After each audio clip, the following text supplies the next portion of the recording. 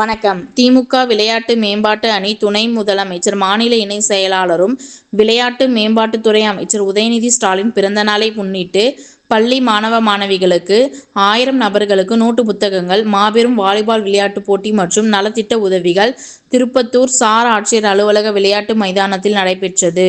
அப்போது விளையாட்டு போட்டியை ஜோலார்பேட்டை சட்டமன்ற உறுப்பினர் தேவராஜ் மற்றும் திருப்பத்தூர் சட்டமன்ற உறுப்பினர் நல்லதம்பி ஆகியோர் வாலிபால் விளையாடி போட்டியை துவக்கி வைத்தனர். இந்த போட்டியில் திருப்பத்தூர் மாவட்டத்தில் உள்ள அரசு பள்ளி மற்றும் அரசு நிதியுதவி பெறும் பள்ளிகளின் 6 முதல் 12ஆம் வகுப்பு வரை பயிலும் மாணவ, மாணவிகள் இந்த போட்டியில் கலந்து கொண்டனர்.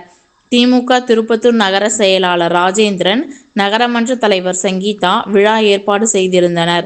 இந்த நிகழ்ச்சியானது திருப்பத்தூர் மாவட்டம் நகர விளையாட்டு மேம்பாட்டு அணி சார்பாக நடைபெற்றது.